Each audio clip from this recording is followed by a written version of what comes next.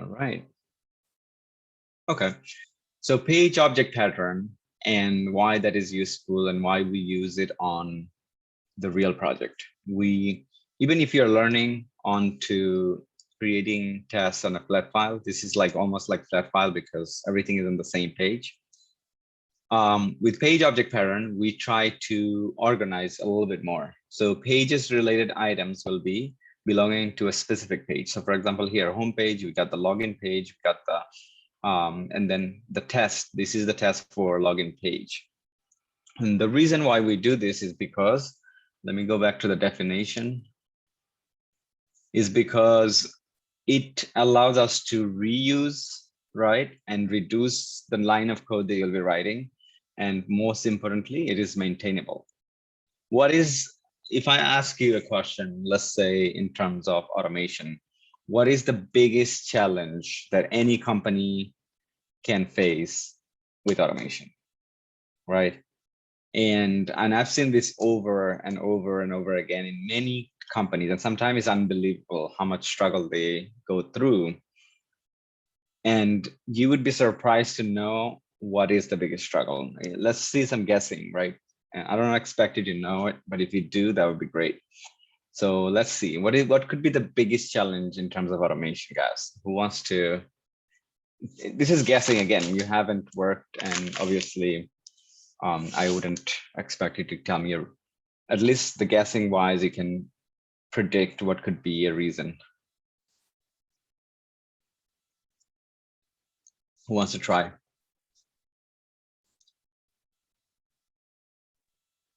Maintainability. Also, I would say a simple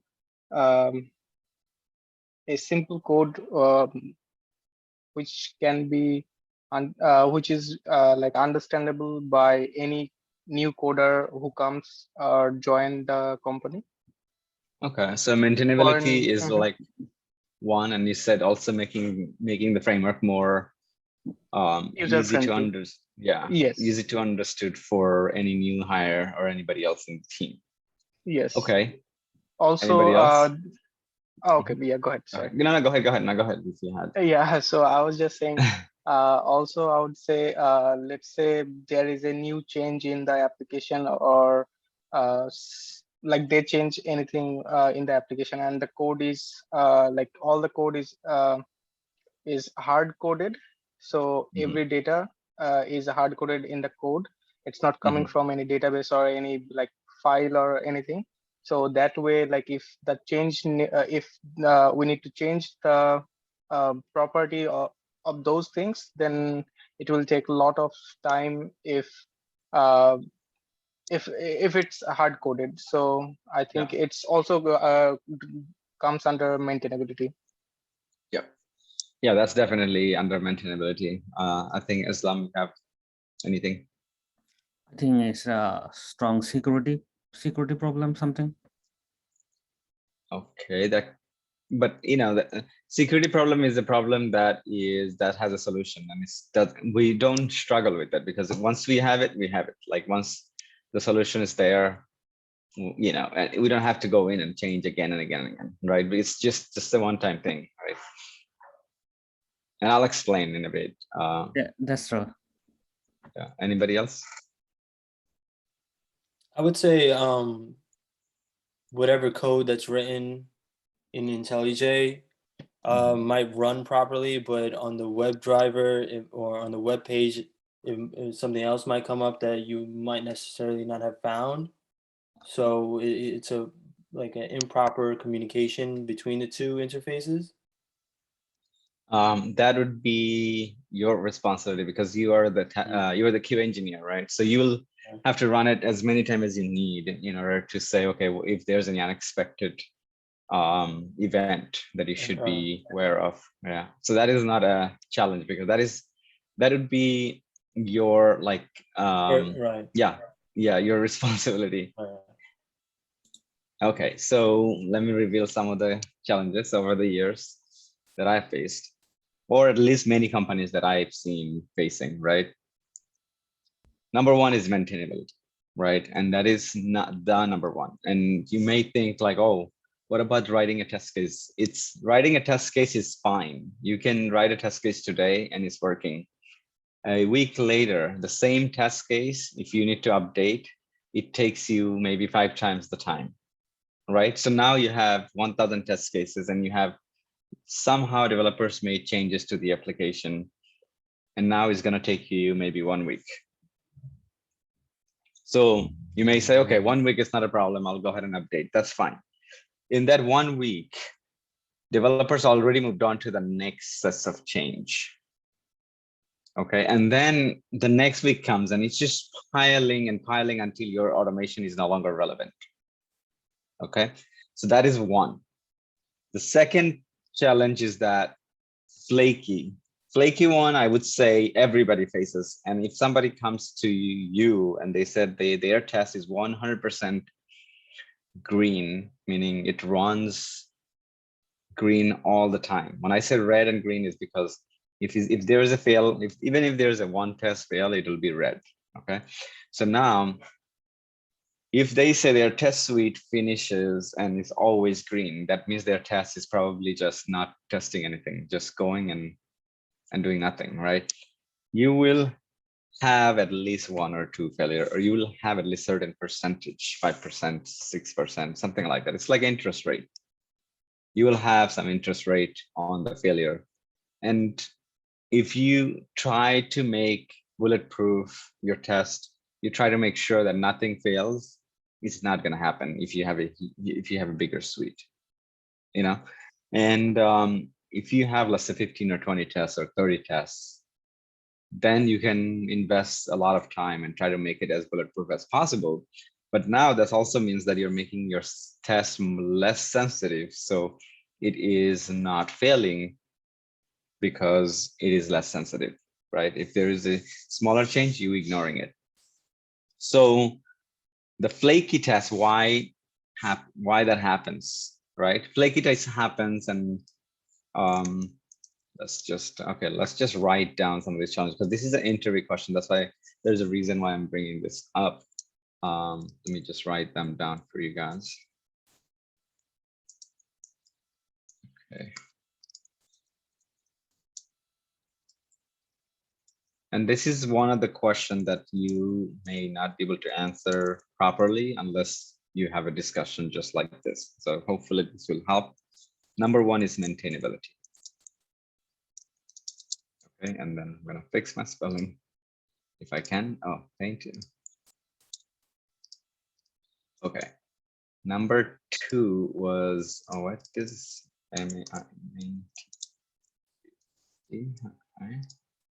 there we go. Number two was the flaky situation. Okay.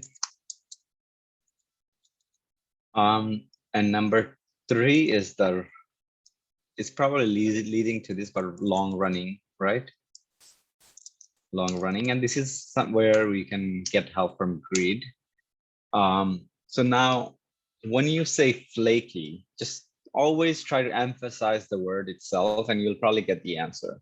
When you say maintainability, that means simply maintaining the test, just making sure my test is all the time working. It's a huge amount of effort that defeats the purpose of automation.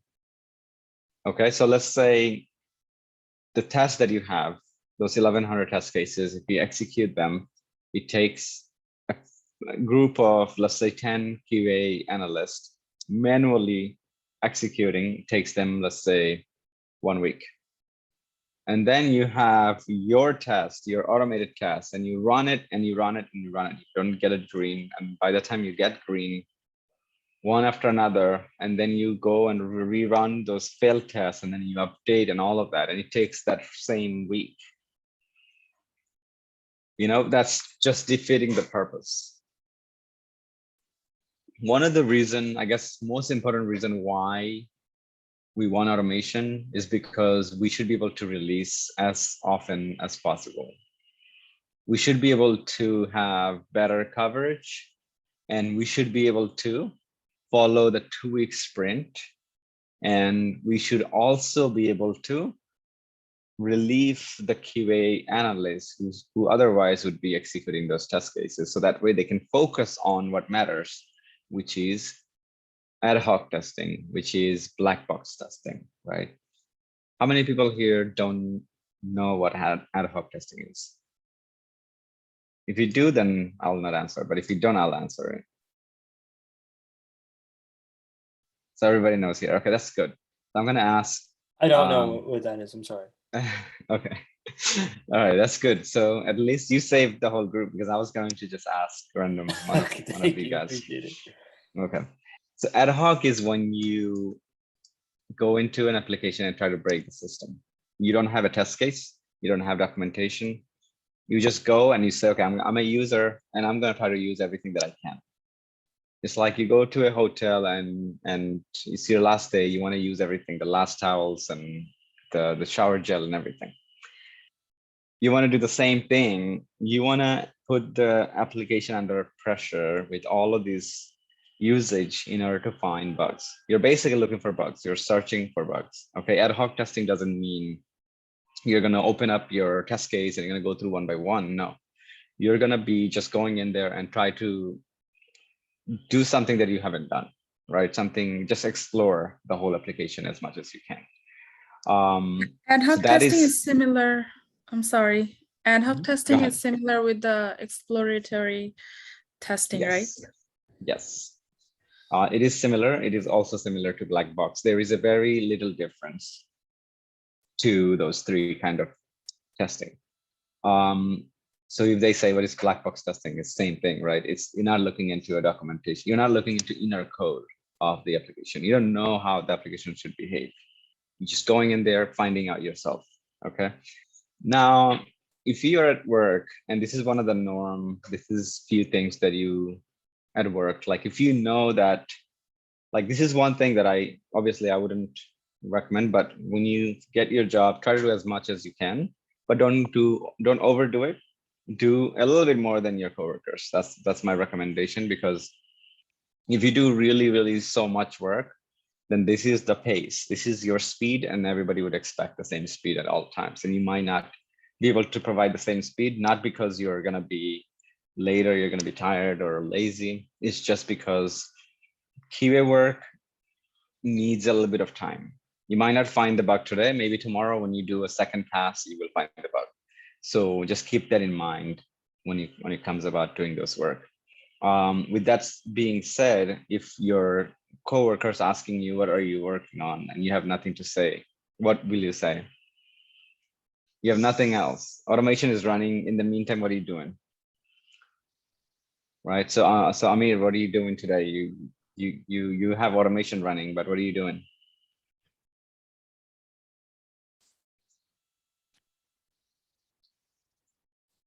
All right, Juma. So Basically, on the side, I'm trying to what do you call it? For next test case, I'm also reading and I'm planning on what will I do, researching basically. So let's say today is a release day. This is the morning. We're going to release at 8 p.m. You started working. You said your test automation is running. You kicked it off and it's going to take 4 hours. What are you doing in the meantime? In the meantime,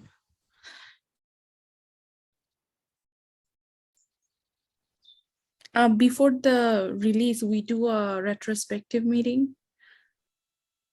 No. So it's your time, right? Let's say your manager, I'm trying to save you guys here, right? Because, like we're not machines. So people cannot expect you to do a whole 8 hours and working, right? And so when your automation is running and you say, okay, fine, I'm going to go and watch a movie or something. And yes, maybe you can do that if you're working from home. But if your boss asks, you're doing exploratory testing, right? But I would say, obviously, first job, try to find as many as bug, because that's how you see So I can write yourself. test cases, right? For next. Test cases should be, by that time, test cases already written. By the time you're at the release, like you're about to release today, that means your test case is done. It's just execution time at this point. You should be writing test cases in the very beginning of your sprint. I'm saying like for next sprint or next. No, we don't do that as a test. Okay, so as a tester, we don't work on the next sprint until the sprint is over, because we have so much to catch up. Now the developers, they can do that. They can actually work on the next sprint because they have to give us time. They have to give QA time to catch up. We do get a couple days to catch up, right? So okay, I want to clarify, since we are gonna do before release, we did a sprint demo. So I can work on that too, right? Like what they added and just research on it. It depends. Like sprint demo is something that usually product owner, maybe the business analyst, or even your lead may showcase and display.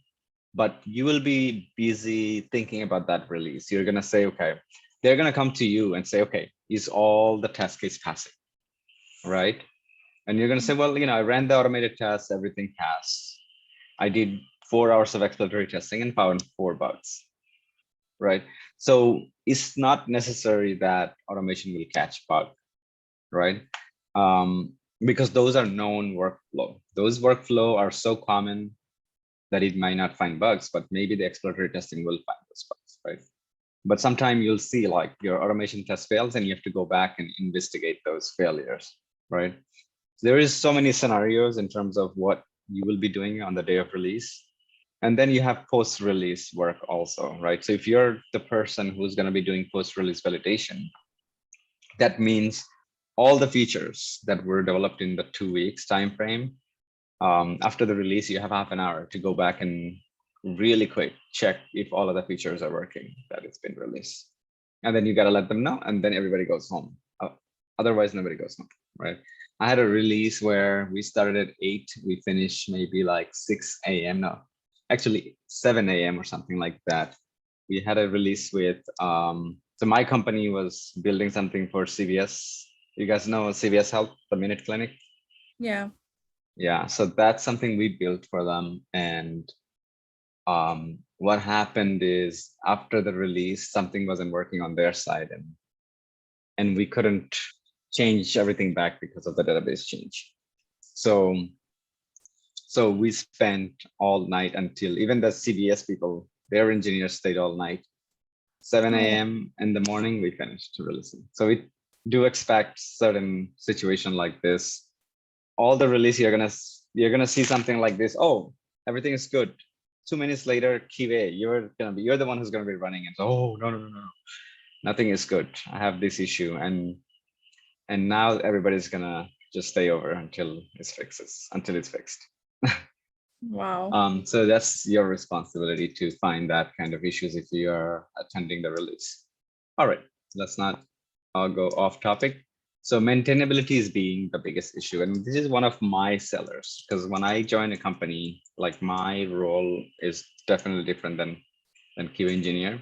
My role is to basically introduce QA in the team, because they're probably so small. It's a small company, or they have not thought about QA until today, or whatever it is the case, right?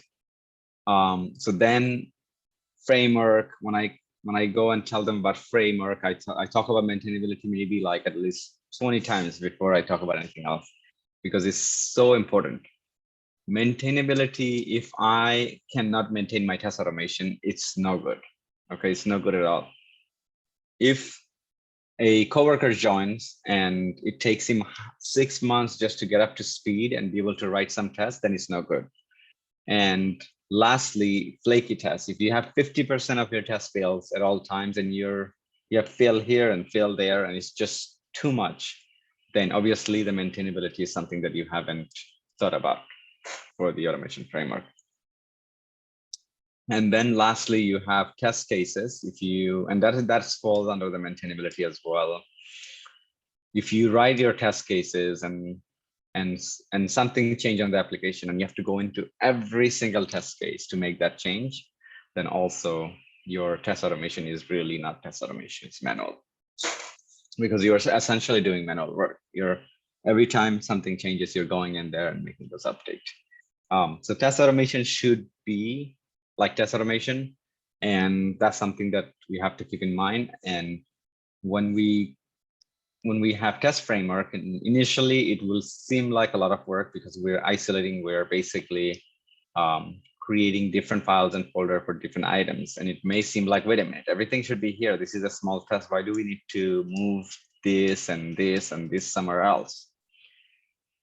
It is fine for these two small tests, but when you have thousands of tests, that's when we have these issues. Okay, number 2, flaky tests. Okay, maintainability, actually reusability is the other one. Reusability is, and I'm going to put it under the same line for maintainability. Reusability is very essential. Why do we think reusability is basically the backbone of maintainability? So if I have to write this code over and over again, meaning copy paste, and do it for every single test case, I am not reusing this small piece of code, right? So now that increases maintainability, the amount of time it will take to maintain my code. Because the more code you have, the more time it will take, right? The less code you have is better. It doesn't mean less tests. It just means that you write less code, but you're doing more work. Okay, so keep that in mind. Maintainability is really, really important. Reusability is also important. And then we have the other mindsets, right? Which is when you have a framework and you join a company, they already have a standard for writing those tests. Meaning if they want to name something and they have a naming convention, you have to follow that. If the syntax should be a specific way, you should follow that. So in the beginning of writing this test automation, your engineers or your coworkers, they will review your code, okay? And then they will give you a recommendation, hey, we don't follow this, we follow that. You just have to say, oh, okay, no problem, and just change. Okay, you have to be able to adopt to that specific change. Every team is different, so don't say, okay, this is how I did it and I'm going to be doing this. No, just say, okay, how would you do it? If it's how you do it, no problem, and I follow it. And then next time, the next test case, you have less comments. Less people are looking at it because now you already followed 50%. And then the other 50%, you do get comments, you do the same update until you become part of the team and you're able to give them quality code. I can go ahead and write a lot of code. Doesn't mean I'm helping the team. It could be mean also I'm putting the team in a bad situation. My code now creates so much problems that they have to spend so much time just going over and maintaining and fixing. So always think about the solution. So now the flaky test. Why does the flaky test situation happens? Flaky test happens, let's say you have, let me just bring up a website. And we have to consider a few things here. Web drivers are fast, right? And even if the web driver is, even if the web driver, let's go to Macy's, probably better. Even if the web driver is Selenium, right? Selenium is considered as right now okay, right? Because there are other frameworks that are even better. Now, if you are testing this website and you're supposed to see that a small window where it shows these links right here, 1, 2, 3, 4, 5, 6, 7, 8, 9, 10 links, right? And then as soon as the page, you land in the page, notice like how long it takes to load, okay? And we go in there and that is split. Would you say, like, you see how it loaded? Would you say that is maybe 30 milliseconds, right? Something like that. 30 milliseconds is like not even blink of an eye. That's how fast it is. Now, even if that 30 milliseconds, your test may fail because Selenium WebDriver just simply came into this page and said there is nothing on the page because this took that 30 seconds, maybe like 1 second, or maybe even 500 milliseconds, 300 milliseconds delay to load these links, right? So Selenium is going to say, oh, I cannot see these elements, right? And this may not happen all the time. This issue may not happen all the time. Maybe the time you wrote the test is fine. Now you're running it, it's a problem. You're running it in a slow environment, or running it in Linux, you're running it into a server, and that's when the problem shows up. Because locally, when you wrote the test, everything was fine. So these now consider as flaky, because you can actually run it on your end and it's running fine, right? It also runs fine time to time in other places whenever the environment is happy and healthy without any delay. Okay, so now this test is considered as flaky. How do you deal with flaky tests? All right, and this is also correlates with your cross-browser testing. So if you do cross-browser testing, this is something that applies to you. So these links, before even coming and saying, okay, I want to test this link, isn't it better to say where I am? I want to test if I'm on the right page. That's the first thing we should do as a QA engineer. If we land on a page for the first time, I think we should check if we're on the right page, right? So if I'm expecting these links to be on the Macy's homepage, then I would inspect and I would say, I would validate the title of the page. So this is the title right here inside of head. So I'll basically validate the title and say, yes, I am on the right page. So since we're already in Macy's, we'll probably just write a test case for this situation that we're talking about. And then, so you'll be waiting until this appears, right? So now you know for a fact this page is loaded, this whole application is loaded, but not so fast because maybe this component itself, it takes a little bit of time. So you can then put a bit more waiting. You can put further, right? You can actually say, let me go into this. This is actually coming from another, yeah, this is actually coming from another link, as you can see right here, itchy area. So that's why it doesn't give me access to these elements right here. Yeah. All right, let me see if I can right click. Okay, this is the one. All right.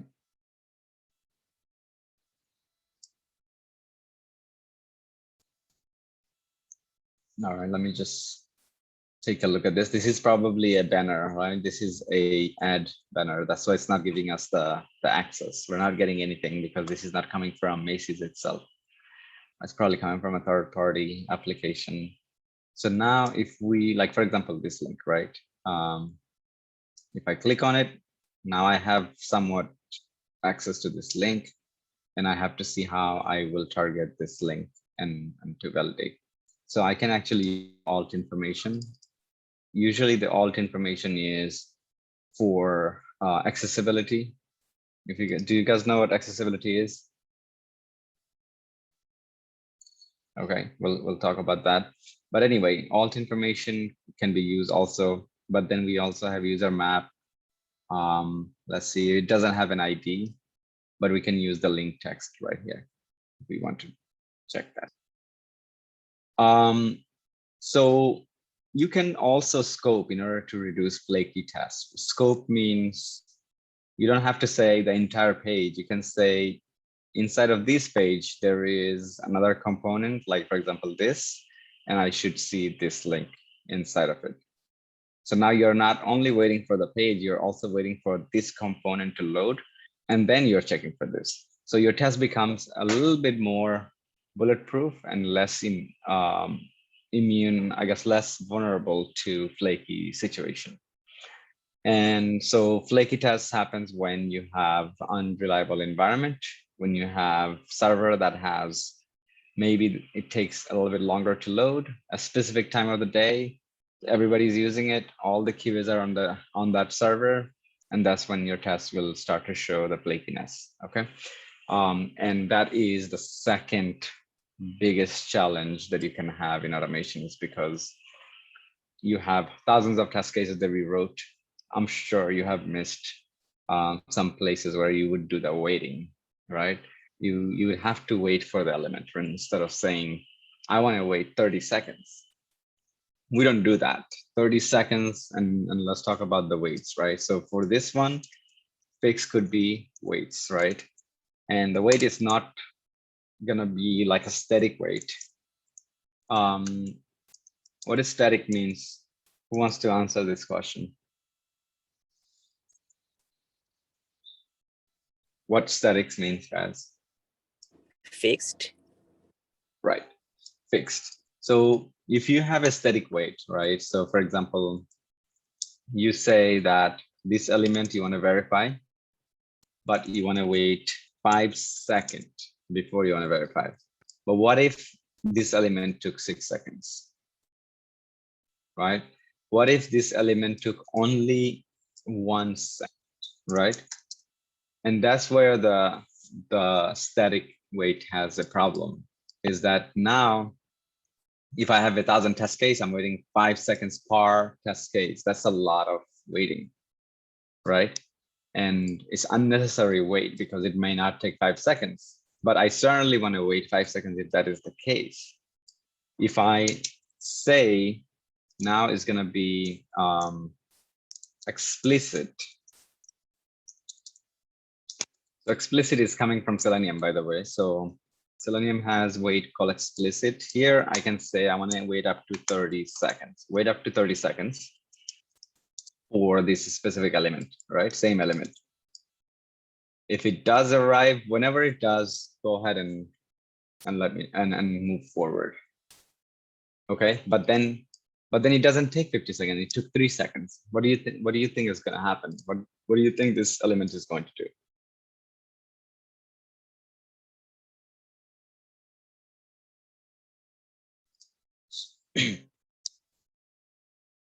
So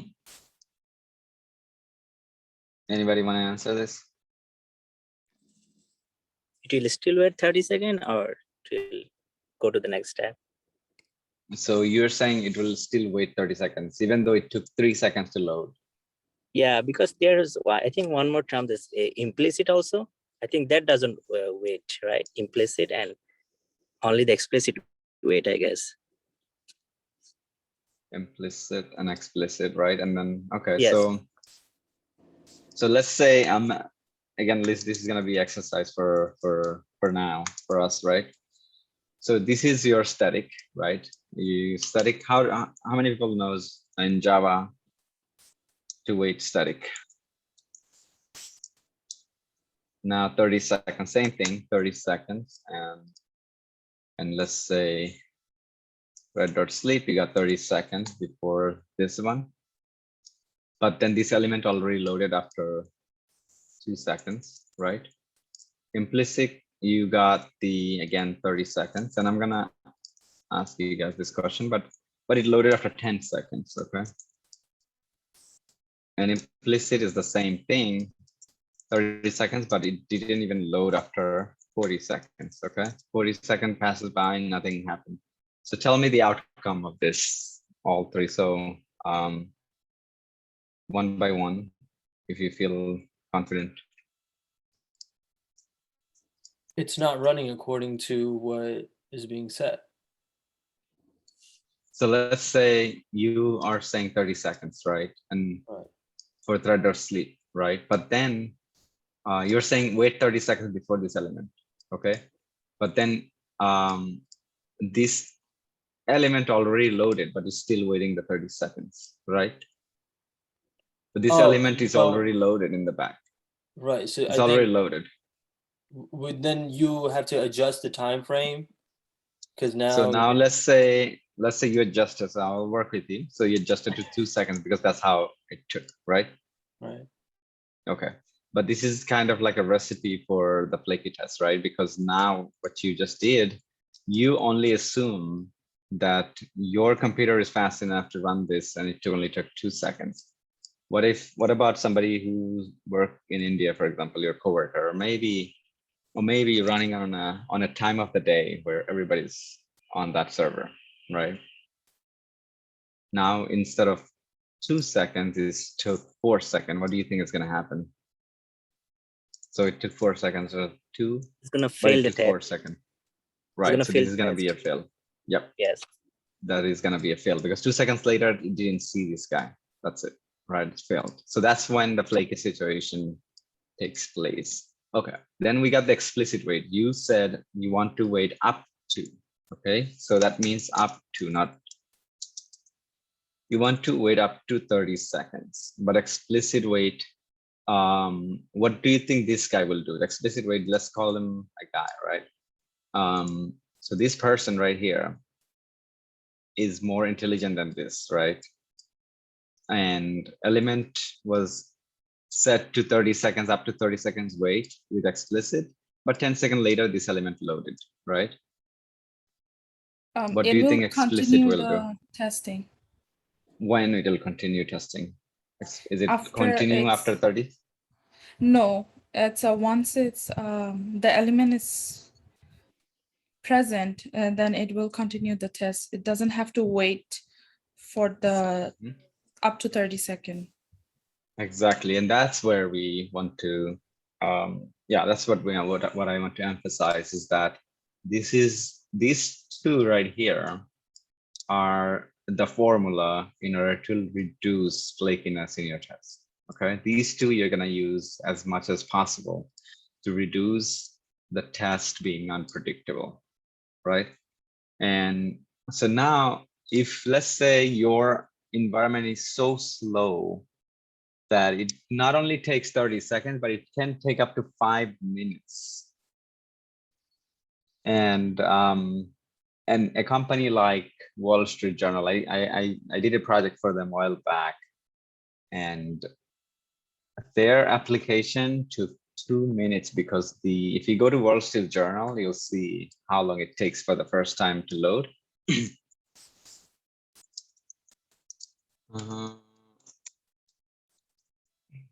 Wall Street Journal, WSJ. Okay, so if you go into that, okay, you may think it's loaded, but look at right here. It's still not considered. Selenium still considered this is loading. Okay, even though the content is there. Look at that spinning right there, and it's gonna go for like a minute and a half or 2 minutes. Okay, so one of my biggest challenge for this project was that, and by the way, every time you remove your caching cookies, then it will take even more longer. So if you go into application, go ahead and remove local storage. Maybe you can empty this out. Okay, so you can go ahead and clear everything. All of these, if you do clear all of these and you refresh, and then you will see how long this spinner goes. So one of my biggest problem was that Selenium, the way Selenium works, it will wait until page finish loading. Now Selenium would come back and say, okay, timed out. I can't find, the page is not loading. It's taking 2 minutes, let's say, right? Selenium is gonna come and say timed out. So there are ways to handle this kind of situation. So in this case, you have to increase the timeout. There are built-in timeout, and I'll talk about those. And you may want to use as much as possible, explicit and implicit. When you see thread.sleep anywhere, or when you see somebody's using thread.sleep, that is something that you can do it right now in class. I'm okay with that. And obviously, this is for debugging purpose only, meaning if you want to wait 60, 70, 80 seconds to see how your test runs, you can use this. You can use this, no problem. But this is not going to be your final product. You should not have thread.sleep in your final product, even at work, because they will just not even going to even look at it. They'll say, oh, why are you using static? Why can't you use explicit or implicit wait? And so the flaky test is removed by these two. So you can even go up to say, I want to wait up to 300 seconds. And does that mean that you are making your execution time, you're increasing your execution time? No, not really, because if the element happens to load after 1 second, then you're fine. It's not going to go through the 300 seconds, right? And that is the important thing that we have to do. Now, if you have a slow environment and it does take, instead of 10 seconds, and it takes 40 seconds to load some things, then your execution time will be greater. but you'll not have a test failure. You'll just probably increase by half an hour to an hour. But that's okay. That is the amount of time it will take for you to rerun those failed tests at the end. Okay, so you're pretty much making your tests as bulletproof as possible using these two, right? So we're going to use that in our future test cases that when we create. Now, long running. Okay, long running is something. Sometime in teams, I've noticed that they're scared of running their test in Selenium grid, right? And there are a few reasons, right? It's because Selenium grid is supposed to reduce the time that it takes, right? So if it takes maybe 100 minutes, right? Selenium grid can divide the test into 10, and now it takes 10 minutes to run. Okay, only 10 minutes instead of 100 minutes. Now, why would anybody will even scare to use Selenium grid? Or what would be the reason a team refusing to use grid? Number one is that when you use grid, you have to have test cases that is suitable to running in grid, meaning your test case should be independent. If you have a test case that depends on another test case, then Selenium grid is not going to work well. If you have a test data that is shared, then your Selenium grid is also not going to run well. And most importantly, if you have a QA environment that is slow, your environment is slow, your server is slow, and you're trying to run grid, meaning 10 different people are trying to use the application at the same time, it will slow it down. Therefore, the flaky test will kick in. Now the flaky test is going to say, wait a minute, it's not taking 2 seconds, it's taking 4 seconds, or whatever it is the case, right? And then you'll see more and more failure. So now instead of seeing maybe 80% of your test passing, now you'll see only 20% passing because we created a condition for flaky test. Now you have to work with your DevOps team and say, hey, QA environment is very slow. How many people here know that if QA environment is slow by purpose, or is because they just don't know it's slow or not?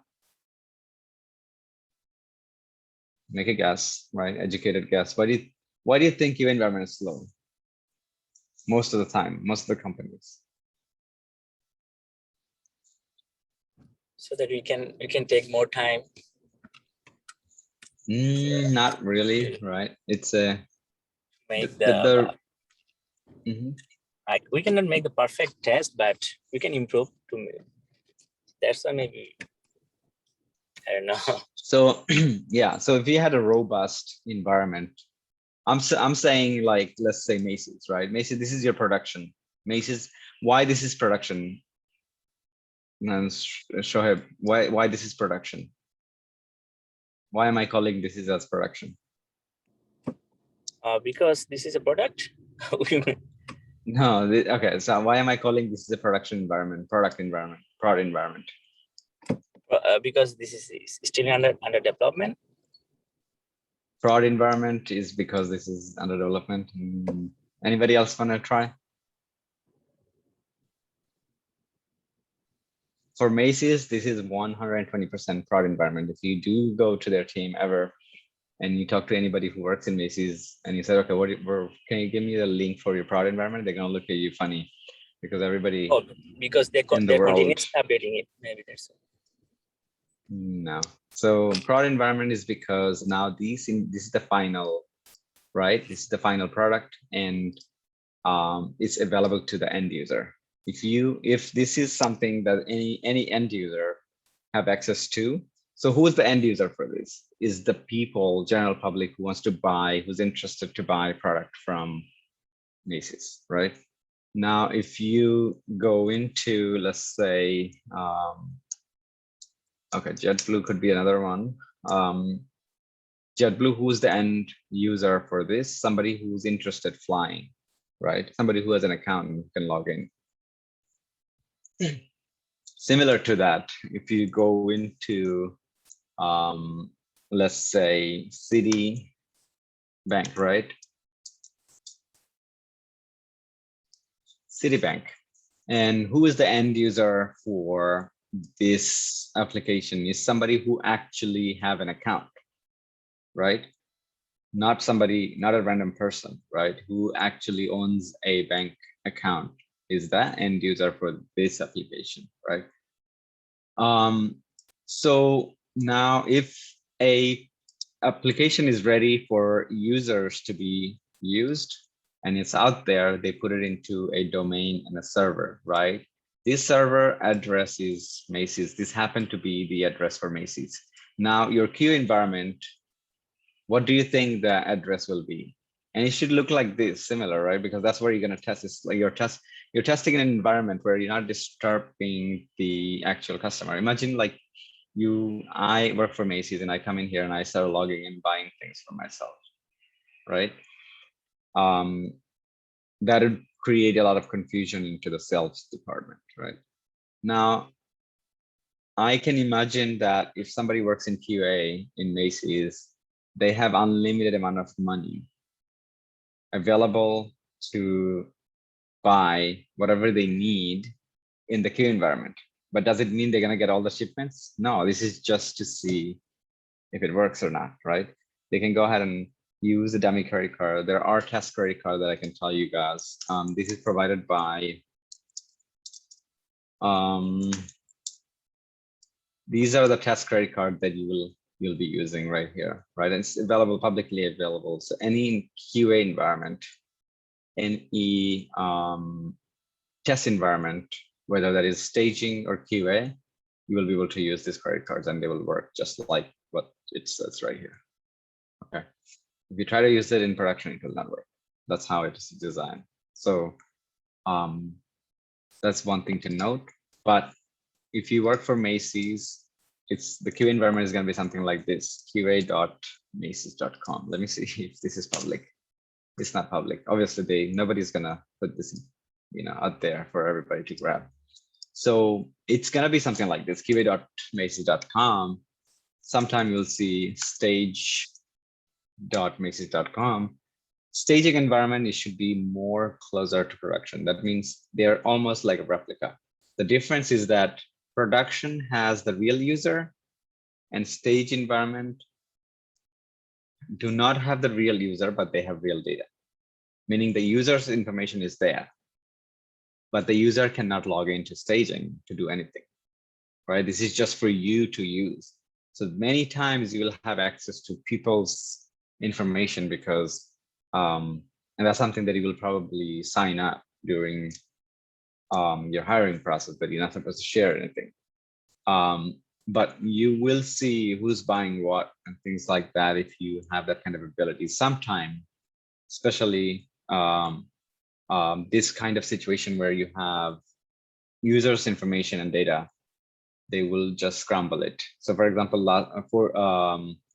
let's say social security number. What they will do programmatically, the developers, before they put the data, they will take all the social security numbers into the database and change it, right? And change it to an unusable state. So that way everything's still valid, but it's just the data is not accurate for those users for a security reason, right? Sometimes they will put sensitive data, they will not even show it to you. That's going to be all in asterisks. All right, so now you guys know the environment difference. You got QA, you got stage, and you got the dev, and you got the production. Okay. All right. So flaky test, we're going to be dealing with the weights. This is how we're going to resolve those problems. But then long running tests, we're going to use grid. But in order to use grid, we have to make sure you're using this. In order to use grid, you also want to make sure the reusability and maintainability of your test cases are there. Okay. So that was a very long topic. Any question before we start to write some test automation?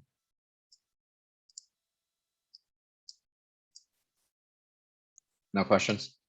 All right. Okay, so the next thing is that I wanted to talk about was locators, right? So one of the other challenge, at least for automation people, right? People like us, we're gonna have problems, and this is gonna be ongoing problem. And these are some of the way that we're gonna handle those problems. you want to have a locator, right? Why do we need locators? Who wants to answer that? To locate the things we want to automate. Yeah, to basically find elements, Find just like elements, Selenium, yes. right? Yes. You find the element, and then you can do whatever to it, right? You have to first find that element. So locators, we talked about it. We talked about ID. We talked about class. We talked about link text, right? We talked about XPath. And we talked about CSS selector. One of the interview question is, which one is your favorite? Which one do you choose? Which one do you use? ID. Let's see. Okay, so If- you're going if with it's ID first. Yes. Okay, why? If ID is available and it is unique, and that's what I'm going to use, because ID is basically is little. It's not something large, and also readable. Okay, that's accurate, right? Mhm. ID is designed to be unique, and I would say ultimately, I guess, like initially ID was created so that way it could have an unique ID for all of the elements, and now like there are elements that have same ID, right? And that's why you cannot take that for granted. Okay, ID should be unique.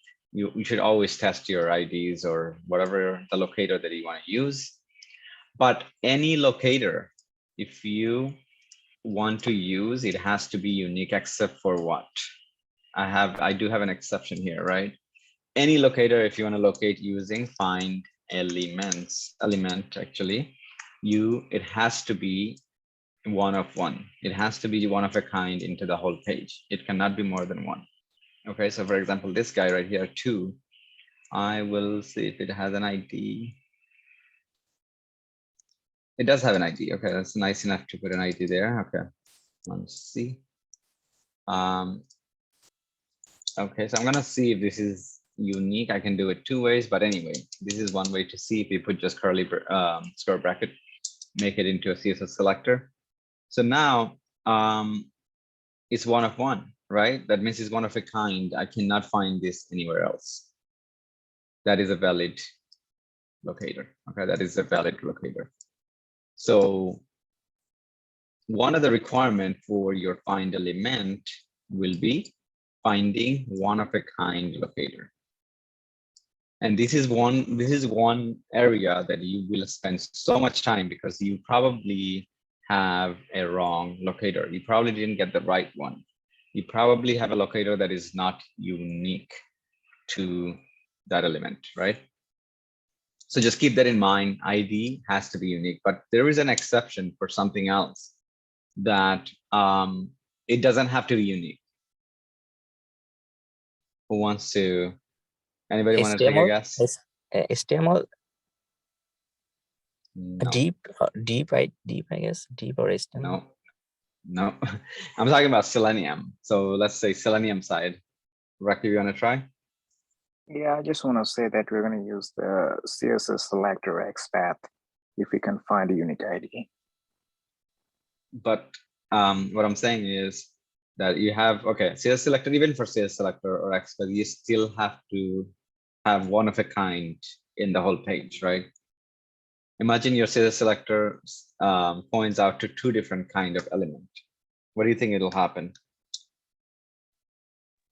It's not going to run. The code is going to fail. It will fail with an exception, right? What is an exception? You guys did a little bit of exception with Java or no? Exception handling? Yeah, we did that. A little bit, okay. So what no is an such- exception? Oh, sorry. So the exception a- is gonna say, Yeah. Go ahead. Yeah. Go ahead, It Joe. was a true, I forgot, catch something.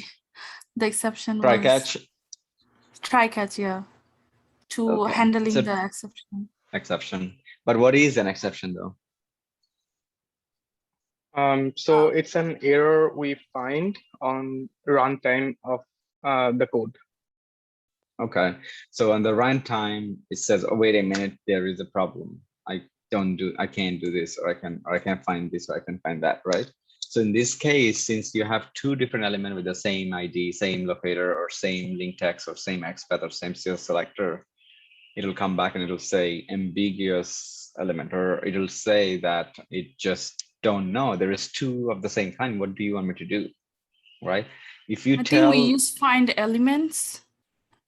yes, find elements, and I'll tell you for a specific reason. But Okay. in this case, find element, it expects to see one of a kind in terms of locator. So now you did bring up a good point in terms of find elements. And that is the interview questions. So find elements, the giveaway is S, right? Right. So now find elements is going to work with, it is actually designed to work with more than one locator at a time, as long as they all have the same property or same value for the locator. So find element has a return type. So now let's say find elements, you're saying find me bunch of things. That's what you're telling Selenium. And then find element, you're saying find me one thing. Right now, Selenium goes and finds you two things for this guy. He's gonna say, nope, I didn't expect that. Here is an exception, right? And then this guy, you tell it to find just one thing, it will find it, because it is designed to find more than just one thing. It will also find many things, right? But the difference between these two, this one returns, what is the return type? Because we care about the return type when it comes about these two, so we can handle them properly. This return type is web element, and this return type is, what is it, guys? Array, right? Array list. So I'll show you guys right here, because you don't have to take my word for it. We can just simply go ahead and go to find. Now we got two. As you can see, the array list right here, linked list basically. The find one is web element, and then we have a list for the web elements. Okay. Now, since it will return, so for example, let's say found more than one thing, it will be something like this, right? One thing, two thing, right? And then basically four, right? Number, whatever it is, right? So now we will have access to each one of them as long as we have a variable for this entire list. Okay. And that's how we will basically deal with more than one thing. So let's say in JetBlue, I want to grab all the links and start printing it somewhere. You know, maybe that's something that we want to print all the link. Do I have to know the location of the link? Tell me why and why not. If I have, do I have to know all the location of all the links? So if I want to grab all the links and then I want to maybe print them, I can also visit the link one at a time, whatever I want to do.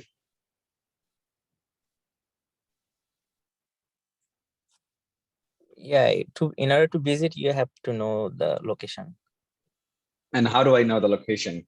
There is one thing common between all the links in the world. There is one common thing, no matter who says what, all the link has one common thing, right? What So it it's is. gonna be a array list. So in the array, we're gonna get all the links together.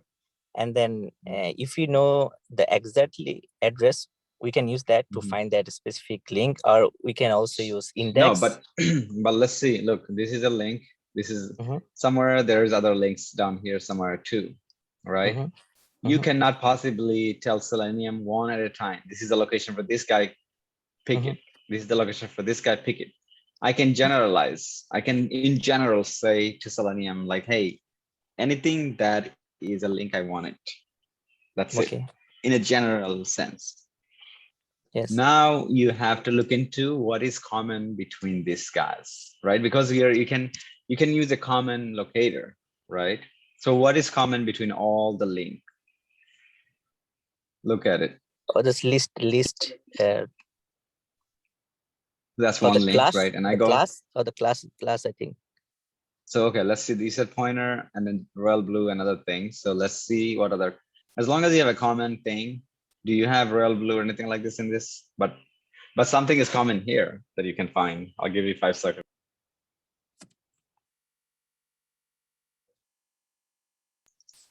Something is definitely common, right? So the class name, as you can see, doesn't even have a class, but there is something common. I go back down there to show you again 1 second.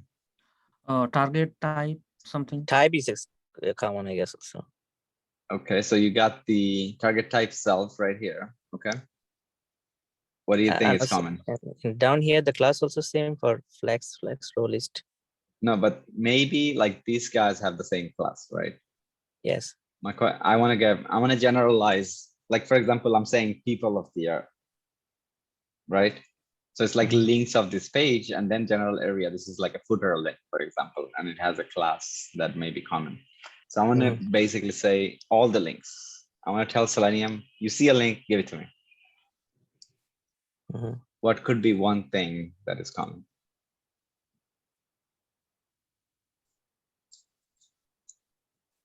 DYD?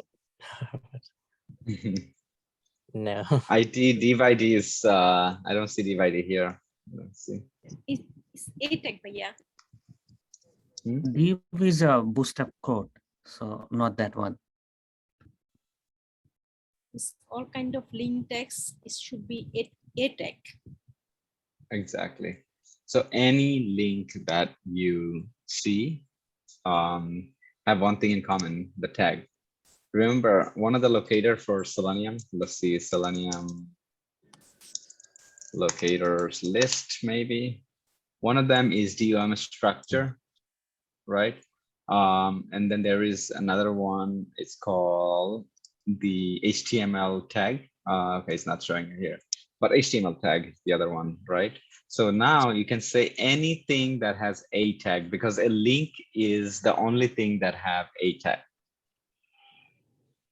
Okay, so anything that has an a tag, you can say I want to return that. So let's write some code for this JetBlue, get all the links. I think this will be a good example for find element and find elements.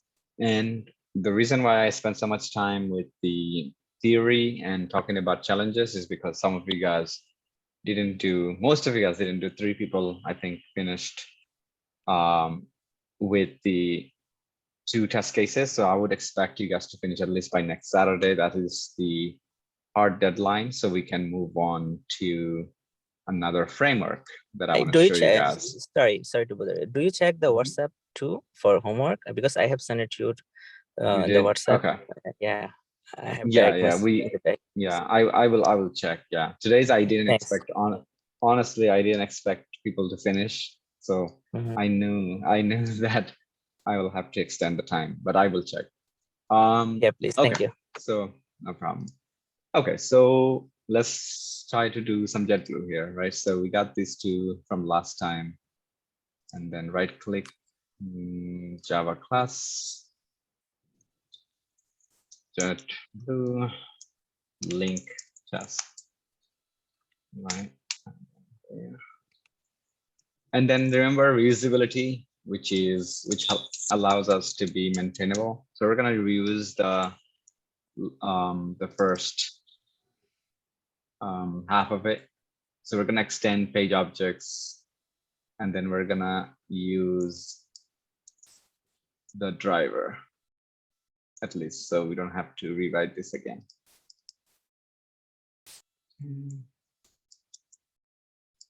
All right, so we got the driver and everything.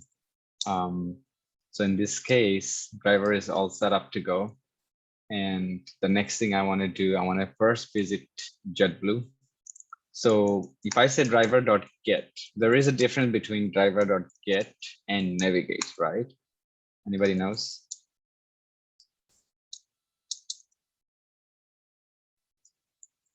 This. And this is how also web scrapping. Anybody know what web scrapping means? Like, you know, like those software that just consumes and just grabs links and puts it into index and for later use and things like that. This is one way. Instead of having a UI, they just do it through server. Just basically go into websites and grab links and put it into dictionaries. So this is Anyway, not going to open the website, right? .get. No, it will. So let's say this is a Selenium introductory question. Navigate and get, right? Get is going to get you the website, but it will wait until the page loads. And this is where I had the challenge, right? Some website, to human eyes, it's going to look like it loaded, but to Selenium, it didn't until it finishes entirely everything loaded, right? So it may take a little bit of time before it moves on with your test because you're using that. But if you use navigate, it doesn't wait for the page load. This has a significant disadvantage.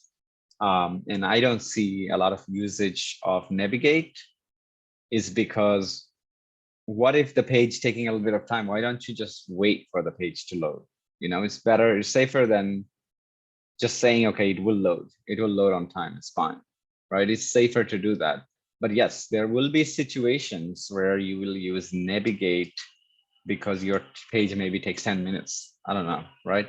But page has 90% stuff loaded already. 10% takes that extra time. Then you continue to use navigate rather than using the get. Because the whole page, if it takes time, what it does is that it will partially load. And then if you like go like this, and it will then try to load the next portion of the page. Some of the applications are designed this way. Some of them, if it's really, really heavy, then it will at least give you something. In the meantime, it loads everything else. Okay. And that's where you're going to have a problem. Your test may take a long time to run because of this, and you want to remove the need for waiting. And that's when you'll be use navigate. So what is the difference between get and navigate? One waits and the other one doesn't for the page to load. Okay, so we're going to use get to be safe for now. Once we get there, then obviously one thing I don't actually use this here, but one thing that we haven't been using is that maximizing the screen. And it matters because when you write a test and your screen is maximized, and then when you run your test, it's not maximized, it may fail because the element is not visible. It's hidden, it's somewhere. And why do you think the element will be hidden? Is because of the responsiveness of the application. How many people know what is responsive means in an application? Anybody? Who can here tell me what is responsive? Responsive mean like I can using when I using to phone is gonna be like it's phone size like that. Mm-hmm. It adapts to the changes to your screen. Look, yes, boom. You see? Now, do we do responsive testing as a tester?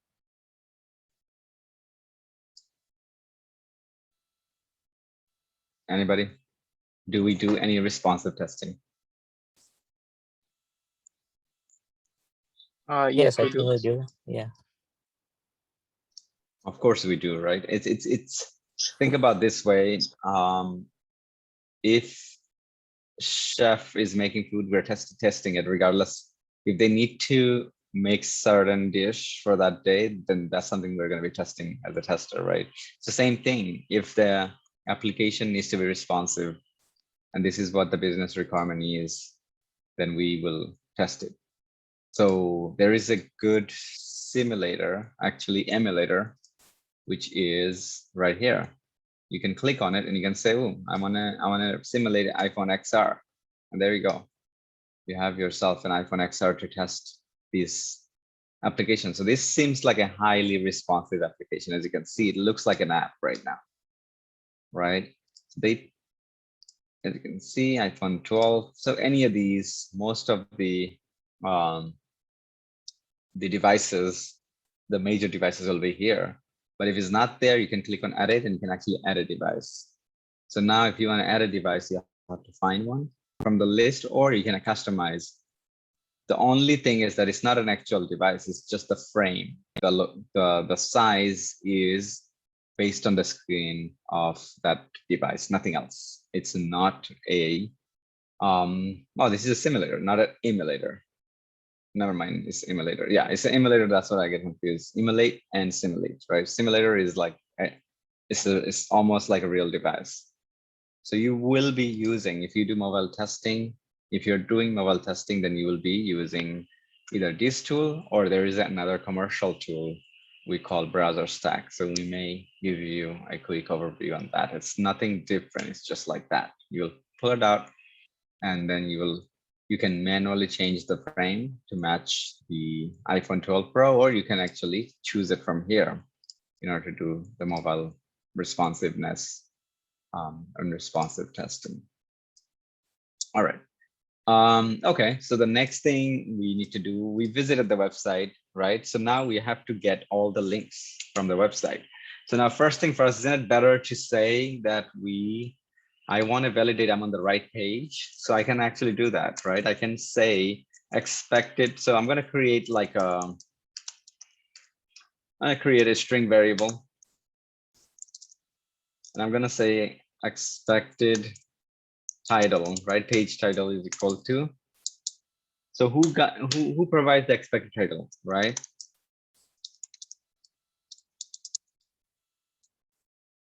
Okay, so tell me who provides the expected and who provides the actual. Where do we get the actual from, and where do we get the?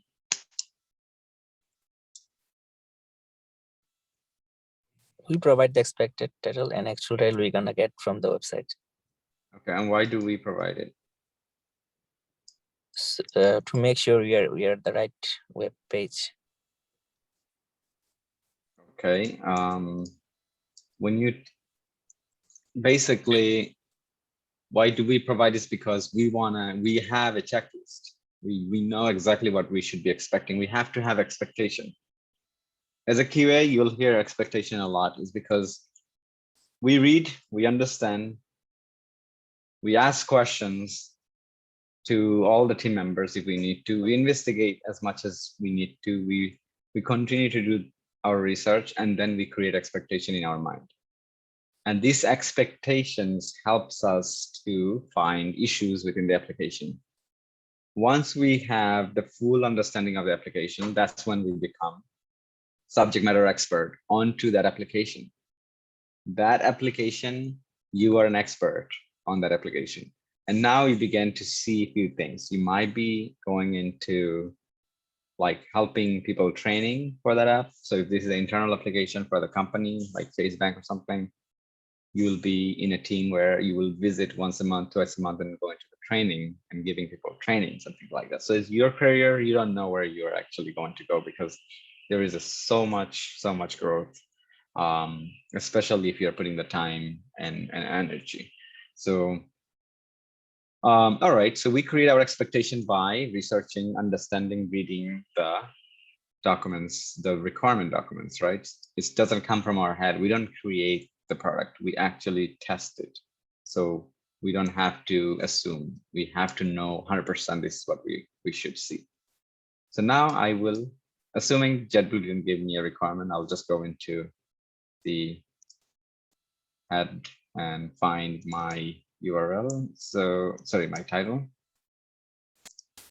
And this is my expected result. Okay.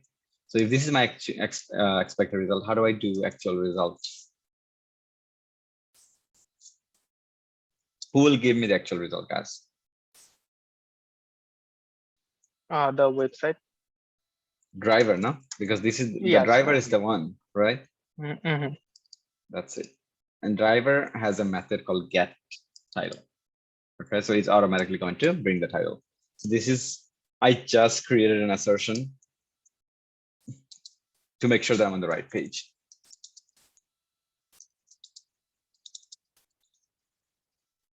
Okay. Now get all links. So at least I know that if there is a delay, whatever happens, server slow, my test will somewhat wait until this assertion is complete. All right, so then getting all the links. So remember we said we getting all the links. So if I say driver dot find, this time we get to use elements, right, with the S. In this case, if I'm using it with the S by, and it says there is a new locator that you can use, and it's called tag name. So I'm going to find the tag name right there, and we're basically using a tag. Okay, so anything that has a, give it to me. Okay, but now imagine how many things will be returned. So shouldn't we put this into a bucket, a list or something, or somewhere, right? So now let's create a list. All right, give me guys 1 second.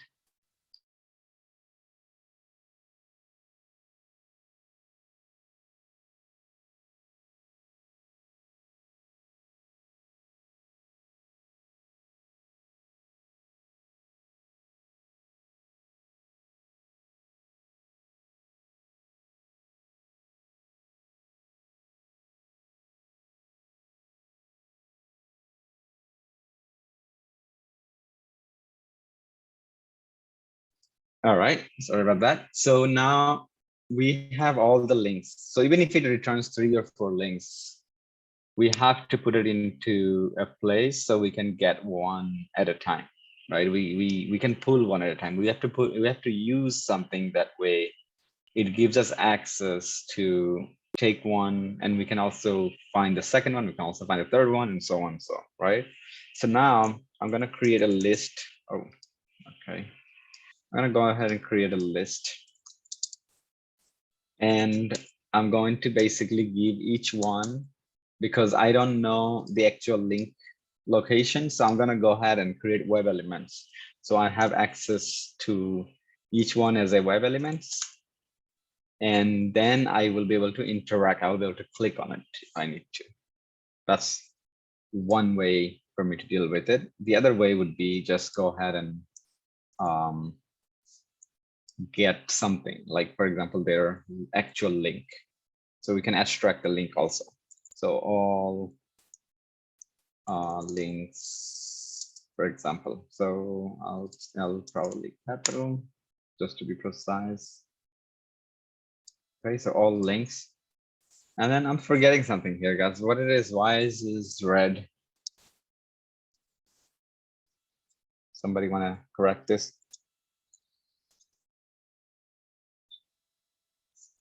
Line number 20, who wants to tell me what I did wrong here? You missed a equal sign. And I said it in the beginning, right? We creating a bucket. The name of the bucket is all links, and we putting as a list one. Just think about one after another, right? And then, okay, I'm gonna have to import this. So now we have, I gotta import the list also, okay. And then now we finally have a bucket that has all the link from JetBrains.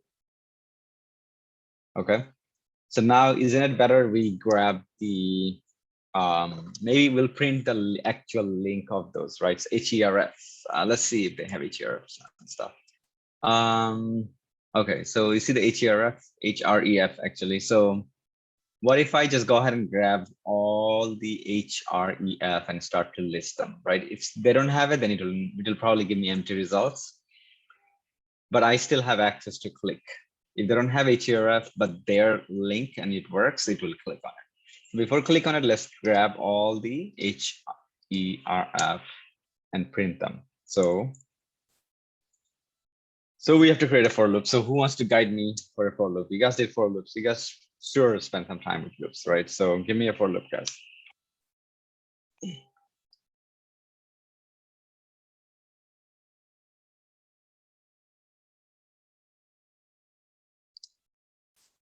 Who wants to give me a for loop? Get me started at least. What I'm going to say I'll say it what I want to do with for loop. I want to use the for loop to go into each and every single item within this bucket.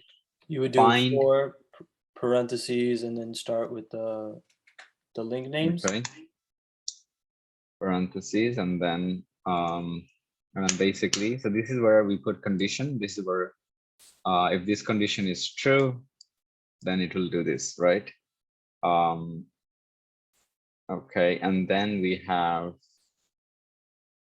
okay, we can just probably print those. Okay, so for web, these are web elements, right? So web element, and we gotta give it a singular name. So all links, this is the variable link, and then this is your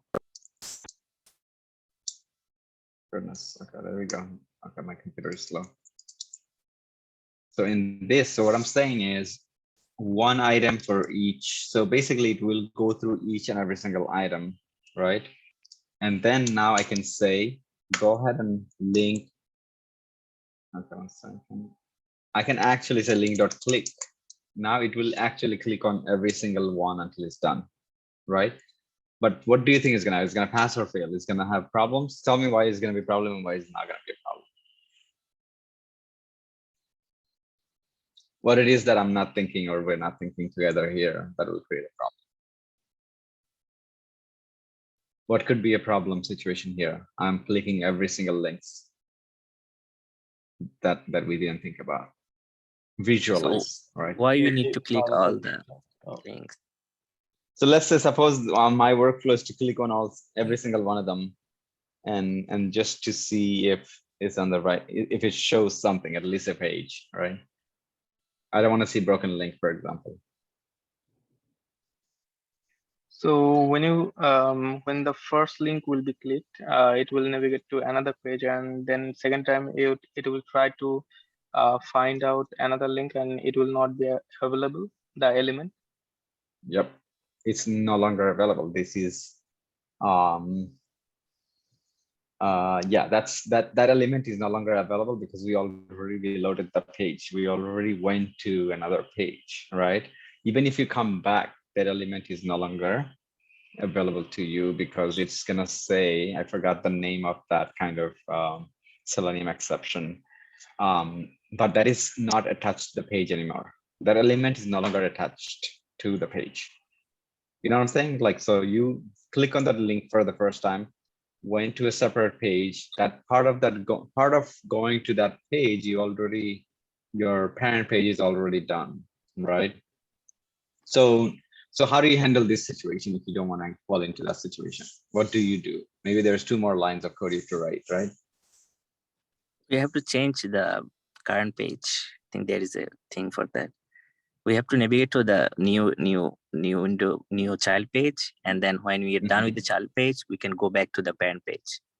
Exactly. That's one way to deal with this problem. You have your parent window and then you open up another one. So every time you click, you want to open a new tab. You're done verifying, you close the tab. Then you're done verifying and you close the tab. You do it one way. There is an easy way to do that. The other easy way is like if your website has href or the link, the whole link, you grab all of the links and then you just go ahead and use driver.get one at a time. Now you already have all the links here, for example. Now you can just continue to use driver.get, see what you need to see, move on to the next link. So that would be the second solution. But I like the first one, the parent one. It would be more efficient instead of, because some of the link will not have href. Okay, so now what we will do is we're gonna go ahead and print out the href, so at least we can see for ourselves what it can do. Our automation print.ln, and then all right, so link, so we can actually get the link dot get text. So if it has any text of the link, we'll get it, and that will be one thing. Plus we can go ahead and put some space in between. And we can say something like this, something like that, and then link dot get attribute is another one. In get attribute, we can specify what kind of attribute do we want. So we can say href. So some of them you'll see href is missing. Some of them you'll probably see the href. If it has it, we'll return it. I made a mistake in line number 26. Who wants to fix that?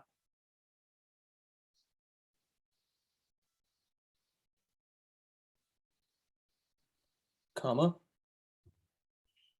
Comma where? right before the link. I Right think it's here? gonna be plus sign after the Yep. double quotation. There you go. Yeah. Yeah.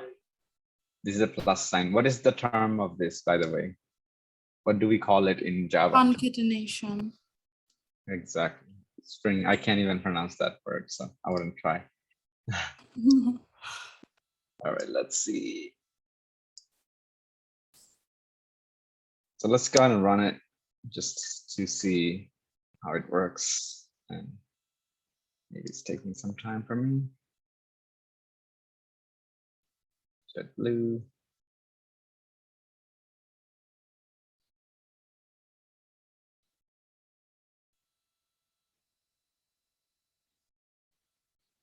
All right, and then we got this thing coming, okay.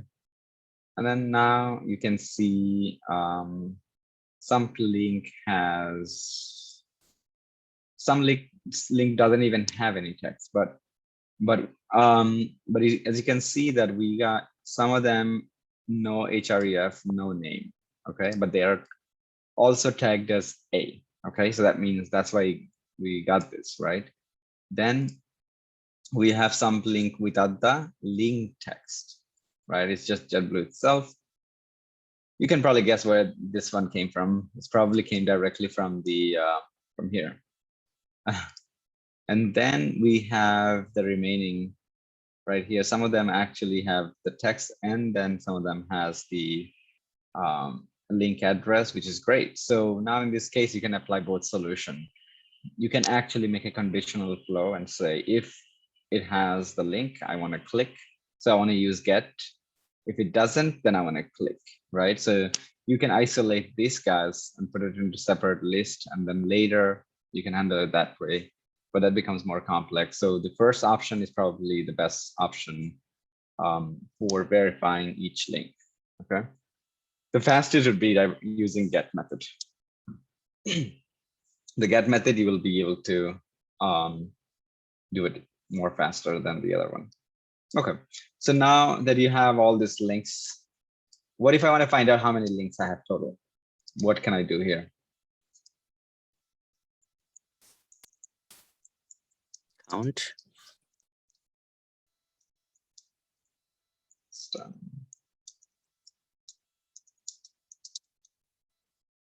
Print ln, okay, and then I can take this guy and say, okay, right, you have a list of things, tell me how many list.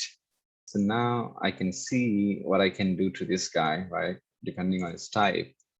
And I can see there is a size and it's an integer, okay. I think count also, I don't know, count will work because Java, I'm almost out of touch with Java. I've been using JavaScript more nowadays. Let's see, we can run this.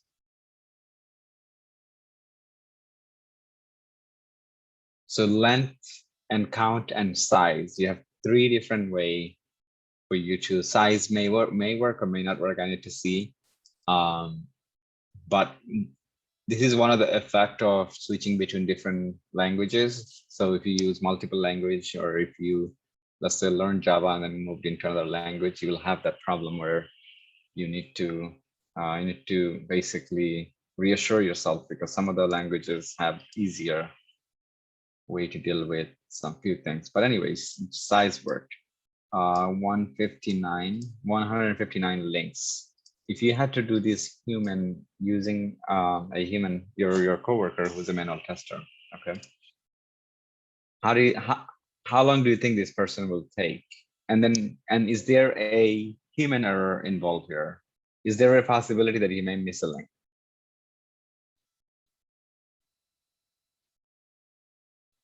I'm trying to build up the reasons why we automate, right? So that this is the perfect situation for doing automation, right? Because even though your coworker may be like the first time, he may be like super hyped and happy to do the testing. If the manager asks him the second time, like, hey, can you just test it again? We had a new change. How do you think this guy's gonna feel? He's going to give him a look, or maybe he'll just tell him on his face, huh, you should have told me after everything is done. Now I have to go and test 100 and what, 159. He doesn't care if the manager or not, right? There will be error for sure. There will be a lot of human error. Like now that if that person is a human, as far as I can tell, that person is gonna say, wait a minute, this link, fine, this link will work for sure. Let me just, okay, I see it, it's gonna work, whatever, it's gonna work. Click, click, click, click, click. Yeah, this is gonna work. This is not so important. If it doesn't work, nothing is gonna happen. And it's just gonna move forward because it's just exhausting, right? It's, this is kind of like a human behavior. If it's not pleasant, we try not to do it, right? We try to avoid unpleasant stuff, right? And the first time you're going to be fine. The second time you're going to be fine. On your fourth or fifth sprint, you're going to be tired and exhausted, and you're going to say, you guys should let me know when everything is ready. And then they'll say, yeah, sure, sure, sure. And they understand the amount of work that you're doing, and they're scared of you because like the way that you're looking at them, because it is a lot of work, and they understand that. So they, in that regard, they understand the concern. But then you're putting them into a bad situation because now they cannot make additional changes. Now they can't fix a bug and say, do it again. So there is that limitation that we will hit at some point. But also they have to work with your emotions too. They have to know how you feel for the day. Imagine you just had a fight with your husband or with your wife, went to work, and they said, okay, go ahead and do this 169 test link text. And you're just gonna look at them like, okay, and then you may say whatever, but remember, as an engineer, as a QA engineer, you are a person. You're not just a worker. You don't work in McDonald's, or you don't do just this kind of odd jobs. So everybody cares about your emotion. Everybody will give you that kind of space, and trust me, it's gonna be pleasant to work in a team. You'll feel like that you're working in really a team situation. You will not feel like you're working for someone, but you're working for the whole company, or at least get a better experience than other places that you would work. But now your team members has to rely on your emotion, right, in terms of automation, right? So that's one of the things. But this is actually, I would say this is humanly not possible, right? Because 169 every 2 weeks once, that's just too much. Whoever's going to do it is painful, right? And that's just one situation why automation is necessary, right? You will find testing manually is easy, but then automation makes it more easier. But if you are given, and let's ask some questions, it's 9:43, we got 20 minutes. We'll do some discussion before we move forward. So let's say you have all the possible things you need to automate everything. You got coworkers, you got people with right talent. Do you automate? Should you automate everything? That is my question. You can automate all the test cases. The question is, if you can, but should you? If you say no, I want to know why. If you say yes, I want to know why. So let's start by one of you guys who wants to go first. If you had the chance to automate everything, all the test cases, negative, positive, pretty much everything. No, we shouldn't Should you? automate everything. Why? No. Why?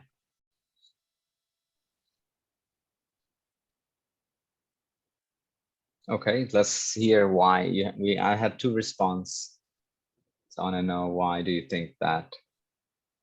Because I don't want all my coworkers to get fired and then all the work is gonna be on my shoulder. I don't want to Okay, take all the burden on me. Okay, so that's one reason. Okay.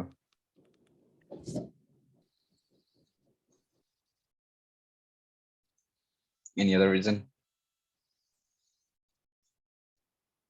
I think if it's a small test case, I mean, if it's not a lot, we don't have to do automation.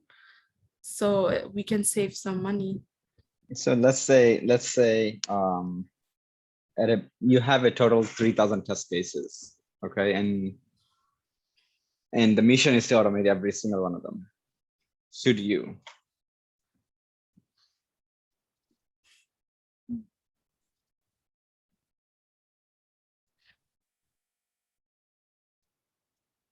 Yeah, the answer is no, but I don't know how to explain. Okay. All right. So I'll answer that. So number one answer was that you don't want to take the job of your coworker, and that's actually not true, because they can focus on other things, right? So now that you're able to automate all 3,000, absolutely everything, there is no other test cases left. They can focus on exploratory testing. They can focus on helping with writing maybe some future use cases. They can focus on finding other bugs that you normally wouldn't find, but they can also think about helping with the release. They can do feature testing, which is new features that is being created. So they don't lose their job, because especially manual testers, they're pretty valuable, right? And then I guess like the right answer is no, you shouldn't. And this is one of my punchline. Whenever I do interview for myself, I tell them this, like, just because we can automate everything, we shouldn't. It's because, think about this way, any good thing, if you take excessive amount of quantity, it doesn't become a good thing. So if you sleep too much, it becomes, it basically have health effect, right? If you do the right portion, is fine. If you eat too much, you have a problem. So same thing, you cannot take more than what you can eat. So for example, you cannot automate everything in terms of test cases, less priority. I'm talking about something that doesn't matter, something that has so less priority, and you still decided to automate this, spend your time, and now you have to maintain it. Now you have to spend additional time every 2 weeks to maintain that specific test, what makes no difference to the entire application. For example, you're testing something such insignificant part of the area where it's just testing to see that there is a specific color displays or not. If that color breaks for some reason and it's showing another color, it doesn't really become a blocker for the user, right? So similar to that, not only color, there are other test cases that doesn't become a blocker. It's just that the user will have inconvenience. Maybe instead of 1 click, there's 2 clicks needed in order to continue to do their business within that application. But that doesn't mean we're going to do everything. For example, negative testing. How many test cases can we come up with for just for a login feature? It's going to be 50 plus. Should you be automating every single one of them? Or should we be automating only few? Like maybe like the priority ones. You care about a right login, so you automate that. You care about somebody is not able to log in without a specific, criteria. You also automate that. And you also care about if they can do social login, which is using LinkedIn, using Google, or whatever it is. So maybe all the happy path you automate, because these are more essential. Without those, your application is going to suffer. But if there's any bug or something that doesn't become a blocker, as long as you're testing the high priority test cases. So here you will have to, in your team, they will come to you and they will say automate everything. That's not the way it's going to work, because the more you automate, the more problem you're going to be causing. You are going to create a lot of workload for you and for yourself and for your team, because now every time something breaks, you guys have to go and fix. But that doesn't mean I'm discouraging you to do automation. I'm saying choose what you need to automate, choose wisely, and involve your team to choose those test cases. If you happen to be the only person who's going to do automation and who's going to start doing automation, you want to create a list of all of the test cases that you have, and then from there you go to a meeting, you work with business or you work with product team and say, okay, hey, do you think this one is a high priority or this one is a high priority? Right. And then you prioritize them. And then even if you do it in your Excel, you can now, based on the priority, you can sort your test cases and you can say, okay, based on my analysis, out of 3,000 test cases, I should automate only 300 test cases. And that is the goal for the whole year. That's it. That's it. I think that's a pretty good goal. In that 300 test cases, if it catches issue, right, it will catch some issues, right? So now that is the goal, right? Now, if you have 3,000 test cases, you cannot run because you didn't maintain. You cannot maintain. Positive, right? Can you guys hear me? Yes. Okay. So the test cases always creates problem. You run it, you have so much failures that you have to spend so much time to see if those failures are not happening because of the application, but those are bugs or those are not bugs. So in this case, you cannot tell the difference. You run all your tests and you cannot tell the difference between bugs and not bugs.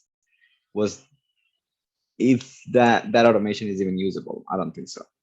You run the automation, you have out of 3,000, you have, let's say, at least 500 test case failure because of maintainability, because of the way test is written, because how rushed the whole team was. Now 500 test cases, I don't think it will be even 7 days enough to go through all 500 test cases and validate that these are not real bugs. You cannot just ignore them. Okay, these are the 500 test cases that failed on the last release, so we're gonna just overlook. That's still 500 test cases. You still have to do that validation. We as a tester, we don't just say it's done unless it's tested. We never say it's tested unless it's tested. You cannot say I'm done unless it's tested. So think about the amount of time it will take for the whole team to go through those failed test cases. Maintaining those 3,000, it's even a bigger challenge. Now you need to have a separate team just to maintain those 3,000. Think about how many scripts, like this is only 3 or 2. Think about 3,000. Think about reusability. Think about maintainability. Reusability will be a nightmare because you don't know what to reuse because it's just so many, so many files to look through what you need. It's going to be easier for you to just create a new method instead of reusing because it's just so much to look through. And then there will be problem on maintenance. Again, it's going to be, if something changes on the application, even in one corner of the application, now you may end up updating 500 test cases, 600 test cases. Every time a small change happens, you have to do this. So that's why yes, with the time and money, the keyword here is time and money, you can automate absolutely everything. If they ask you, can you automate everything? With the time, effort, and money, if the company has all three, we can. But the answer is we shouldn't. We should be intelligent about what should be automated. We have to make sure that we can actually grab what we can eat. So we have to automate the list of test cases that we will be using to determine if our application is healthy. So you create a list of test cases to say that, okay, these are the test cases that if it passes, then I consider my application is healthy. That is called smoke test, okay? And then you grab another list of test cases, and you said, if these sets of test cases passes, then I consider none of the features and functionalities broken in my application. That is called regression. Okay, and then you take another set of tests, and now you say, I want absolutely everything to be tested. That is called system test. So you take all of the tests, combine them, it's become system test. So system test will always have some manual because we don't automate everything. All right, yes. So I hope this helped, because this is going to be, and then the reason why I am giving you guys a little bit more insight of this automation and some of the challenges, because we had an interview today of our previous batch, and when it comes about storytelling, when it comes about, like, they don't always ask you, tell me Selenium this. They will ask you, oh, tell me about your project, tell me about your big challenge. And that's where I started to see that people have no stories to tell. Like, for example, what do you do if you have this and that? How do you go about automating? Do you, which one do you automate first? And somehow they don't have the answers, is because the situational based question, we don't go through as much. So I will include some of these stories for you guys to hear, not for today, but future, when you face any interview, you will be able to at least use this sense to answer some questions. All right, with that said, it's 9:55. Let's do some question and answer for the last 4 minutes, and then we will end the day. The next So class. I have a question. Go ahead. Sorry. Can you No problem. please Go ahead. explain one last time after get all links? Just a little recap. Okay, sure. All right. So up until here, we decided to do an assertion. What is the difference between assertion and verify? Remember?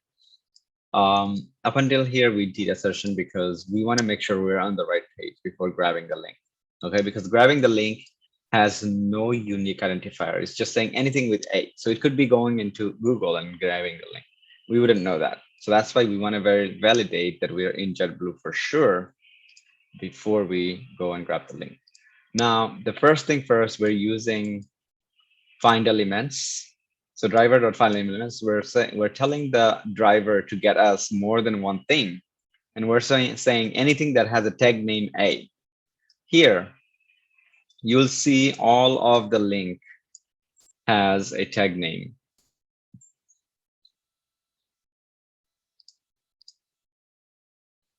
All right, let me go into this. Okay, so you notice this is not a link. This is a tab, so it doesn't have A, right? So let me go up a little bit and click on this. As you can see, this is the A tag, right? So anytime you see a link, if you look into the HTML, you're gonna see it's the A tag. So we're just saying grab everything that has A tag, grab all elements. So we're putting elements inside of a bucket called all links. This all links could be anything, right? This is you naming it. This bucket name comes from you or me, whoever's writing the code, okay? And then when you in Java, this is basically one of the data structure you're using list to put all of the items within a list, right? And now on a list, we have access to the list. The way that we access the list, we can actually use index as well. So I didn't have to use for loop. Using the using basics. It's like for each almost, right? It's similar to for each, but I can also say, I can also use index. So I can say for, I can start with int I is equal to 0. I can start with 0 is because, yeah, I'm familiar with that one. That's why I was confused. What is that? Yeah, the for loop. Yeah. So it's like a while loop, right? It's like within this list. So this is like, I think, the newer syntax of Java. But we can certainly use for loop. We can also use for each loop. If you guys are familiar with this. So let me learn this one, the one you just put on there. Let me understand that. It looks much easier. Just So if you know for each loop, let me just bring that up for each loop, and this one has a lot of similarity.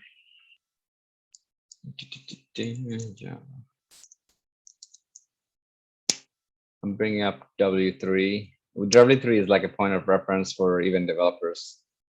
W3 Java. All right, and then so we got a for loop right here. The first syntax that you're familiar with is you got a statement 1, that's your entry, right? And then you got a statement 2, this is where you create a breakpoint. This is basically until something, right? And then Endpoint. statement 3, and statement 3 is where you keep a track of how many iteration you went through, right? And similar to that, we have the, I believe it's right here for each. Okay. For each is basically this. This is what we just used, right? This is the name of the array right here. We have to provide a type. So remember, our type is web element. And this is the name that we created. I can name this anything I want, right? According to this right here, this is the variable that we create. And then this is the array name. So we're saying web element inside of this bucket, each one for each iteration will be a different, will be named as this. So as we go through iteration, it will take one iteration. Each iteration, it will basically take one element at a time. So this guy will represent all the element one at a time. Okay, so every time it basically goes through. So for example, right here for visualization, Volvo, the first iteration, I is equal to Volvo. The second iteration, I is equal to BMW. And third one is Ford after the iteration. So each time it passes through, it finishes with the first index and then it goes into the next and the next and next. That's how for each loop works. So this was actually for each. I got confused with the naming. So this was a for each loop. And for loop, I can do the same thing, right? So let's scrap that for a second. Right. And so if you did the for int I is equal to 0, since you're familiar with this, and then you do I is less than this guy, right? This guy with, it has to be a number, right? So len length, I believe. Length doesn't work. They removed it. Okay, size will work also. And then you're going to saying I plus plus. What is I plus plus, guys? What does that mean? And here I will now print this, but you see, notice how link is saying, oh, what is this? What's going on? Right? In this case, link is not working. So in this case, you have to get the, because we're putting it into an I. So we have to say, you have to say basically this I and list access, replace with list access. Order found web element. That get tags, and then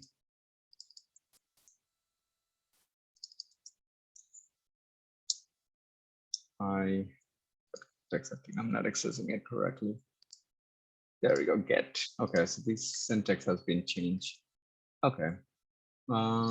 So you have to use the get method in this case, since it's a list. If it's an array, you don't have to. Okay, I got confused there. Okay. So notice the difference now, right? It's significantly different than before. So if we run it, we should get the same result, right? So let's go and run this real quick.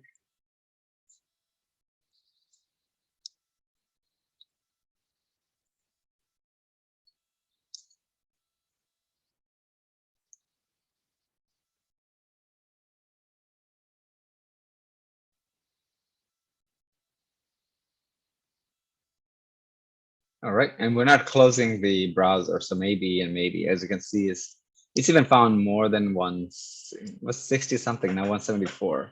How is that possible? It's because we're grabbing everything, right? So the application changes time to time depending on what they're showing. It could be an ad, whatever it is. So that is your for loop. Now can we do while loop? Yes, we can, right? While works very much like this one, right? You can say while this guy is still a thing, you want to go through each one of the item within this guy. So that was both ways. That'll They work for can. today, I guess. All right. All right. Any other question, guys? So this Saturday it's Eid. So can Oh yeah, we yeah. make I up I for think the yeah, I class? think Shantabai already sent out notice, or if he didn't, then he will send out. We're not gonna any holidays, guys. You can safely assume we're not gonna ruin that holiday for you guys, especially Eid, right? My concern is we already missed 2 classes, so I don't want to miss. Like, can we have a makeup for this session? We can definitely we can. So we can do additional, or we can the next class will just make it up with extra time. But I would I mean say additional, like instead we have classes already 2 days, but can we have Mhm. additional class? Yeah, for sure, for sure. But if anything, we're gonna overlap by 2 weeks, right? Instead of like whatever our scheduled time is, we're gonna Okay. just 2 extra class at the end. But one thing that I want you guys to understand that I'm coming in and just going over same topic again is because maybe not everybody understood, right? Not everybody finished the homework, and that's when we have to kind of go over and over. It's a good thing for people already understood, and it's also a good thing for people that didn't understand. Now they can have a second opportunity. um, and we're going to move it that way because it is not an easy topic moving forward. We have test ng is going to be next class, but I still have to go through the basics of Selenium. We just did today link and web elements. We have to go through drop down, we have to go through checkbox, we have to go through radio buttons, right? Once I finish those, then I'm going to move on to test ng, and then we'll have to do compare and contrast between test ng and JUnit. Once that is done, we're going to go into Cucumber, and Cucumber where we're going to spend significant amount of time because this is where you want to get the job. We don't want to even get a job in TestNG or JUnit, even though we learned them, because Cucumber is going to be a lot more jobs out there for BDD and Cucumber. So we want to emphasize more there. But if you happen to get a job in TestNG or JUnit, still not a problem. It's going to be easier. But Cucumber, we're going to spend a little bit more time because you will try to sell it to them, like why you use Cucumber and how that is so great, right, for your team and the current team, whatever it is. And Cucumber somehow is still a new thing for a lot of companies. I don't know why. It's been here for a while. So when you go on an interview, they do ask questions, and then when you join the team, you'll see like they're like shocked, like, wow, this is what you can do with Cucumber. That's great, right? And many companies still try to move from the old framework, such as this one, to go into Cucumber, is because that framework has worked for them maybe 10 years, maybe like 5 years, 6 years, and now they want to make it better. Now they want to go into a better framework, and this is where you may come in, or this is maybe where you will join a team where they are going to make that transition from older to the newer framework. But that's why we're going to spend so much time with Cucumber. And the other thing is some of the modern framework that is out there for test automation uses Cucumber-like syntax. So it'll be easier if you make, in the future, if you make any transition to a team that uses those modern framework, some of the hottest and latest framework that came out. And I'll cover those maybe at the end to just go over. Now, you may say like, well, why not covering those now? If you, Selenium is the hardest framework you can possibly can get. So if you know Selenium, then learning those tools will be a breeze for you. So, and there is a lot of similarities. It's just a name change. So another framework, they have similar syntax. It may, instead of getting get title, it will be just title, for example, right? Get just title. So you have to know the naming and you have to know the method. But the programming concept, in order to be able to use data structure, array, linked list, and things like that, that's something comes from Java, right? So that you should do, that you should have the basic knowledge, so that way you can be good on automation. With that said, guys, have a good night. I will see you guys not this Saturday. I actually may do an additional class this week just to because Saturday we're not doing it, so I may just think about doing it on Thursday. I'll have Shantabai sent out a message, and if everybody agrees, we'll probably do Thursday. Since this is a pretty big gap if we don't do the Thursday. All right. With that said, guys, we'll talk to you guys soon and see you guys in the next class. Okay, thank you. You're welcome.